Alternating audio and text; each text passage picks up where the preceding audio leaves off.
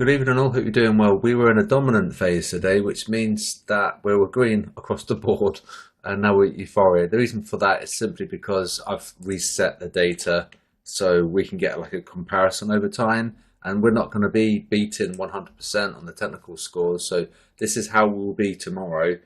So look for risk on activity, sentiment, behavior, and you'll probably find that safe havens are probably going to get sold off and risky assets are going to do quite well. Anything cross dollar, it can do okay because the dollar's like considered a safe haven. And it's worth noting the USD has dumped. We were 13 yesterday. We're 13 and we're now 9. And so we had a big battle on the EURUSD. We didn't have any signals all the way up to about 20 minutes ago on our robot. And it could have been that there was just a big hustle on the EURUSD. So we've got an EURUSD long, and we'll have to wait and see how that goes. And I'll report back tonight. There's a football game going on now, Arsenal-Chelsea. So I'll report the profit and loss after this football match. But this is the setup. This is the 200 MA. Obviously, being above the 200 MA on any time frame is fairly bullish. But I just like to use the 200 MA because it's a simple, slow MA, and we're above it, so it is technically okay. Come across, I'll show you trading view, and where are we? Let's show you Dixie. Oh, Dixie's here. Now Dixie, we've got a supply from October, and we've got a brand new supply. So we've got an overlapping resistance. And we've got a diagonal resistance. So we've got a triple supply on the Dixie. And so that's going to help cross dollar for the rest of the week, potentially even for the upcoming weeks. Because we could, theoretically, we could come down to D. It's possible we might not because it's quite a heavy bit of selling. This line here is from that high, which is the C on this harmonic. So it's potentially we could do something like that. But really the D has to be below B, right? This has to be below B, really. And we've formed a harmonic, and then this would be the buy. So we're looking to probably even come down here. Very bad if you're a bear on risk. If you're like selling FTSE or DAX or Wall Street, S&P, Nikkei, anything, because this is kind of indicating that we're going to be risk on, because technically the Dixie's got a lot of resistance. We could come down to D, and that's a long way, and so we can pump on risk appetite. So be careful if you're a bear, and it's worth noting because we've had some really heavy selling, and so that's okay because we had like two sides to the market. So at least we've had a breather, and so this is potentially a legit bounce because we've had that we've zigged and now we've zagged, and so it's fine because January to March we were just up constantly, and now we've had like a retracement, which is fine. So it could be the next leg high. We could be setting up for another leg, and we haven't got that much data this week. From like an economic data perspective, we've got some company earnings, we've got the BOJ. So from a data perspective, we might be all right. And we've also got a Fed blackout as well, which is great because those Fed speakers, they move the dot plot, and then they really they cause a bit of havoc really, and it's not really that much required, and it can cause a bit of chaos. Like Kashkari can say something about the dollar, and it's actually really hawkish, and then it can influence the direction of the dollar. So it can sort of screw your trades up a little bit. So we've got a blackout there. Because of that, and also lack of the economic data, we can be sort of dependent on price as opposed to like events. And so really, we could be falling on that, and we could theoretically, we could have like oversold on that bounce, and we maybe even come up. We'll have some resistance up here, and we obviously got a technical resistance at the pitchfork, but can probably easily break the pitchfork depending on the risk appetite, which we can see on our risk calc. Now, of note, the dollar, it won't really fall too heavily And the reason for it is because of the fundamental scores. Okay, so it's really important to note we're not going to have like a really like massive sell-off like the yen on the dollar, because the fundamental scores, we look at the inflation data, the unemployment, the GDP, and the change across time, and the COT data. And if you remember, on the COT data on Sunday, a lot of things were being heavily sold while the USD was fairly stable. So we won't see this really decline much, not like the yen, and especially like the pound. The pound really dumped, and we've had a massive reversal today. So I know it took a lot of people out, because I was watching the price action and stop loss clusters were getting probed 4 or 5 times, and it kept going and kept going, and it looked really bearish. So it had to just expel those traders. And then, of course, once they got rid of that and they've got that liquidity, we've really pumped. So, you know, pound's got a justifiable case for it to dump because of the fundamental scores. However, we are doing well on the sentiment and technical, which I'll show you. So, for example, Aussie USD has got a poor fundamental score, but we're really doing well on the QDB sentiment and technical. Now, ideally, we get the two to align, but you don't have to. For confidence, you probably could and you should, but you could be waiting a long time for that to turn around. And it will eventually turn around, pending that the data is affirming that, you know, the fundamental case. So, you know, obviously it compares Aussie COT data versus the USD COT data, and it looks at the non-coms.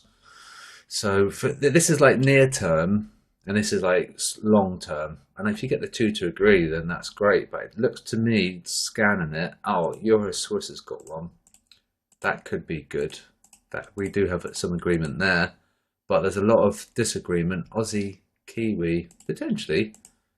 You know, we could have a look at that. I did say we were going to look at some dollar pairs today, but we did produce this Dixie chart, which would have netted some profits. So you could have gone long cross dollar, and we could even come down to D. So that's going to be a fantastic trade. You know, you could have your stop up here. You're looking for a really amazing risk to reward. I don't think we're going to go in a straight line because we never really do. But if we do inevitably come down there, that's going to be a great trade. So let's tell you the. We'll have a look at this. Oil's going to probably be making a buy this time tomorrow, so that could be a bit of a headache for the Fed. And you probably find commodities are going to do okay, because we're going to see a little bit of softness in the dollar. Okay, so let's look at gold. And let's sold it here, so we can draw a box. Let me draw a box. So we should be above this box because they've sold. Yeah, there. So we should be there. So I was thinking, what I just put in Discord is that this could be a trap there, because what's happened that they sold and then they've got paid. Likewise, how this was a trap, because they'd gone long and then they got paid. See the price action, it's sort of punished them. We never went up to where they went long, so they got pretty punished. And now they've gone long, but then they shorted it and then they got paid slightly, not as much as here, but they have got paid. So that could have been a trap, and then this could be a trap. So we might find ourselves being sort of sandwiched a little bit. Okay, so hopefully that makes sense. So what happened is that they'd gone long, and then they really got paid. Now the thing is, this was a fundamental move because of the all that noise that was going on. I think 1 o'clock, 2 o'clock in the morning UK time.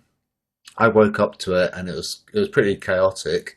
And what happened is that lots of explosions were going on in the Middle East, and it could have been like World War III, you know. So that's the gold move, and it just so happened that they got paid.